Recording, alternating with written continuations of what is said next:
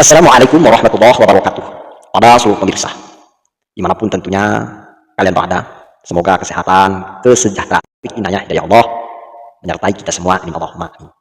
Ini Anda sedang menyaksikan kanal Hakim Medsos. Tentu di mana kebenaran ditelanjangi dari topeng-topeng nasab dan syariat akan dibela dari perusak yang besar banget.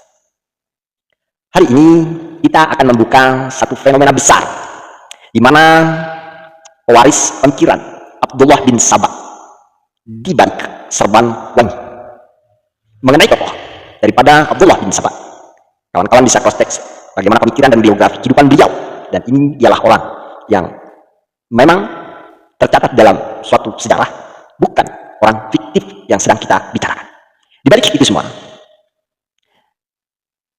tentu berkaitan dengan gelar zuriyah, di balik tradisi yang katanya warisan Nabi, padahal tak lebih dari keturunan racun-racun Yahudi. Tahukah kalian, di tengah-tengah umat Islam ada virus lama yang hidup dalam bentuk baru, yang dipoles halus sehingga tidak nampak bahwa apa yang menjadi tujuan mereka terlihat seolah-olah mereka adalah satu-satunya pejuang syariat, pejuang agama di Nusantara.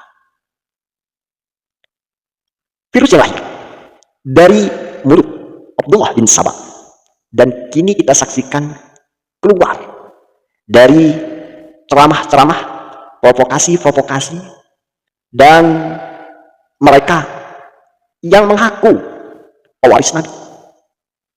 Inilah fenomena bentuk baru dari penyusupan ideologi yang mencaci pemimpin namun mencintai kultus diri sendiri. Sahabat-sahabatku, perlu diketahui, Abdullah bin Sabah ialah sosok yang berpura-pura mencintai ahlul bait, tapi justru membakar rumah Islam dari dalam. Dan itulah fenomena yang kita saksikan pada hari ini, di mana perpecahan umat, perselisihan pemahaman pemikiran mereka tebar di seluruh Nusantara, sehingga yang tak sependapat, yang tidak sepemikiran dengan mereka tak segan-segan bahwa itu adalah musuh bagi mereka. Dan nyata fakta bahwa organisasi terbesar Nahdlatul Ulama mampu diporak-porandakan. Mereka memilih membentuk organisasi tandingan, bahkan dengan terang-terangan memecah belah daripada banom-banom yang ada di Nahdlatul Ulama seperti Jatman menjadi Jatmah. Luar biasa. Apa ideologi atau ajaran daripada Abdullah bin Sabah? Bahwa Ali adalah waris mutlak Nabi. Bahkan Abu Bakar, sahabat Umar, dan sahabat Utsman tidak sah menurut pendapatnya, menurut ideologinya, menjadi khalifah. Awal muncul pemberontakan di mana mereka memusuhi para sahabat, bahwa hanya zuriyah Nabi yang layak jadi pemimpin. Luar biasa, kan? Propaganda ini memang sudah terjadi pada masa lampau, bahwa Ali di dalam pemikiran mereka akan kembali. Inilah tentu yang menjadi akar paham Syiah ekstrim yang harus kita waspadai, harus kita teliti dan hati-hati. Tidak boleh kita telan mentah-mentah, karena ibarat ini sudah terjadi pada masa lampau. Apakah akan terulang kembali di masa kini? Saya rasa kalian perlu banyak literasi. Dan anehnya, hari ini ajaran ini menjelma rapih dalam jubah putih para habaib Alawi. Tentu tidak semua oknum, tidak semua para habaib, hanya oknum-oknum tertentu yang mereka seolah-olah menguasai panggung, yang mereka seakan-akan punya suara yang bisa memberikan suatu pengaruh atau dampak yang luar biasa di bumi Nusantara.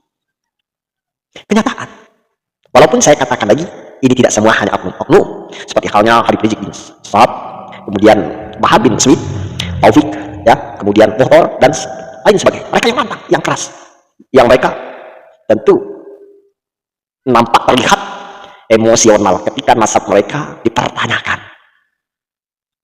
Ini mereka yang paling lantang bicara soal zuriyah, paling bising bicara soal pemimpin.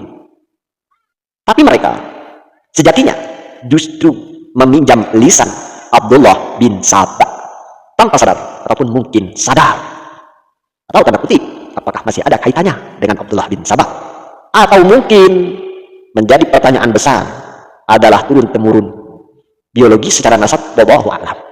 Karena yang tertera bahwa Abdullah itu adalah yang ada dicatat dalam sejarah yang terang benderang adalah bin Maimun al-Qadah. Apakah ini ada sangkut pautnya dengan Abdullah bin Sabah? perlu juga mungkin kita telusuri. Karena jawaban dari Habaib Ba'alawi adalah menentukan daripada kegundah-gundahan pertanyaan mayoritas umat muslim Nusantara bahkan dunia. Kita lihat dan perhatikan siapa yang paling sering mengatakan kami keturunan Nabi, kami harus dihormati, kami lebih tahu, kami datuk-datuk kami adalah para aulia ataupun wali-wali Allah. Ini klaim mereka. Padahal jelas bahwa kata Imam Asy-Syafi'i, la yukhadul ilmu an ahli ahwa'i wala an ahli nasabi dunad din. Ilmu tidak diambil dari ahli hawa nafsu dan tidak pula dari orang yang hanya mengandalkan nasab tanpa agama atau ilmu. Perkataan ini bersumber dari Al-Baihaqi dan dicatat pula dalam Manaqib Asy-Syafi'i. Silakan dibaca. Kita berbicara dengan data, kita berbicara dengan dalil, tidak dengan asumsi atau doktrin belaka. Nasab tanpa ilmu adalah hiasan kosong, nasab tanpa amal adalah bangkai kemuliaan. Tapi hari ini mereka menjual agama lewat garis darah, menjual pengaruh lewat embel-embel zuriyah. Dan yang paling sensitif, kalau nasab mereka dipertanyakan, diperiksa, diteliti, seolah-olah nasab suci tidak boleh dikritik. Persis seperti halnya kaum Syiah yang kalau kita kritik imamah, kita dituduh benci kepada Ahlul Bait. Mereka teriak soal pemimpinan kita zalim, tak adil, tak sayang, benci para ulama. Padahal mereka lah yang menjual kitab berisi khurafat-khurafat. Banyak sekarang ditemukan kitab-kitab Ba'alawi yang tersembunyi, ternyata banyak khurafat di dalamnya. Banyak doa-doa yang justru condong pada kesyirikan, yang mana menyebarkan keyakinan seolah-olah ziarah kubur pada leluhur mereka bisa mendatangkan sesuatu, bisa mendatangkan rezeki, bisa memberikan anak dan sebagainya. Luar biasa. Yang mereka putuskan, ulama sendiri lebih dari sahabat Nabi. Yang mereka prioritaskan, seolah-olah mereka adalah makhluk yang paling mulia di muka bumi. Imam Ahmad pernah ditanya, apakah tanda ahli bid'ah? Imam Ahmad menjawab dengan tegas, ad-dina yata'anna fi sultan. Mereka lah orang yang mencela penguasa. Lantas, apakah yang dilakukan oleh Habib Ba'alawi ini ada tuntunan di dalam syariat, atau justru jelas mereka menerjang dari apa yang dikatakan oleh Imam Ahmad, di mana ulama yang kontemporer, di mana ulama yang diakui pada zaman, kualitas, kredibilitas tidak diragukan lagi, bahkan menjadi sebuah rujukan kita kaum muslim. Jadi siapa sebenarnya ahli bid'ah itu? Apakah pemerintah yang membangun jalan dan menjaga keamanan, ataukah mereka yang ceramahnya isinya cuma keluhan dan zikirnya bercampur sihir, menghipnotis para pengunjung agar cinta pada mereka, agar mereka tetap tentu dimuliakan. Mereka caci para pemimpin, mereka hina, bahkan terkadang kita jumpai dengan kalimat-kalimat yang kotor yang tak pantas diucapkan oleh seorang ulama. Ahlu sunnah tahu siapa musuhnya, jadi tak perlu kita diajari. Sebagaimana Imam Al-Ajuri berkata dalam karyanya, di dalam kitab Asy-Syairah, di mana beliau berkata, idza ra'aita ar-rajula yata'anu 'alal imam al-muslimin fa'lam annahu sahibu hawa. Jika kamu melihat seseorang mencela imam kaum muslimin, ketahuilah dia adalah pengikut hawa nafsu. Ibnu Taimiyah dalam Minhaj As-Sunnah berkata, usulu kullu fitnati fil ummati hiya bid'atu qulu fi alil bayti. Akar semua fitnah dalam umat ini adalah bid'ah khulu terhadap ahlul bait. Ini sekelas Ibnu Taimiyah, ini wajib didengar oleh para habaib Ba'alawi. Ini perkataan Ibnu Taimiyah, di mana katanya Ibnu Taimiyah menisbat nasab kalian. Baca kitab-kitabnya, sesungguhnya Ibnu Taimiyah justru mengkritik posisi kalian. Begitu pula dikatakan oleh Imam Al-Zahabi dalam kitab Syiar A'lam An-Nubala. Beliau berkata, lau nafa'ahu nasabuhu lan nafa'a aba lahab oro batuhu.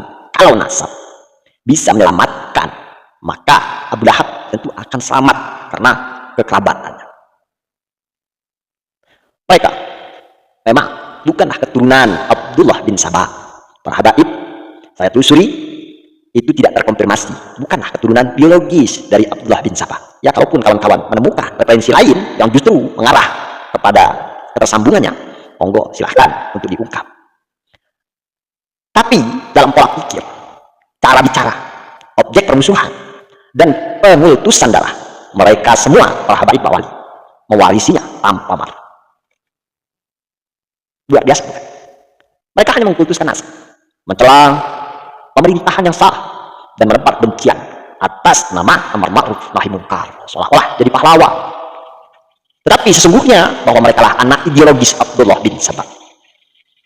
Nah, sahabat-sahabatku, tentu dalam hal ini hati-hatilah para musuh Islam yang hadir bukan dari orang non-Islam, bukan dari orang lain, tetapi justru orang-orang yang terdekat, orang-orang yang ada di lingkungan kita sendiri, yang harus kita hati-hati dan waspadai, yang mana mereka sudah banyak sekali memporak-porandakan sejarah, memecah belah organisasi, dan bahkan banyak sekali kontroversi.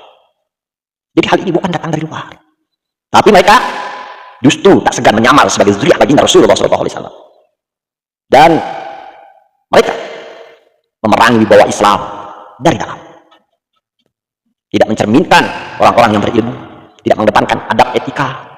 Pokoknya bagi mereka yang tidak sedalam, tidak sependapat, itu musuh bagi mereka. Islam tak diturunkan melalui darah, saudara-saudara, tapi melalui risalah dan ilmu. Siapapun yang menyimpang layak tentu kita kritik, meski ia mengaku sebagai keturunan Rasulullah SAW. Karena yang dijaga Allah adalah wahyu, bukan nasab. Semoga apa yang saya sampaikan bisa memberikan pemahaman, bisa memberikan satu wawasan yang mencerdaskan, dan memberikan satu kemanfaatan. Demikian dari saya. Salam sehat. Assalamualaikum warahmatullahi wabarakatuh.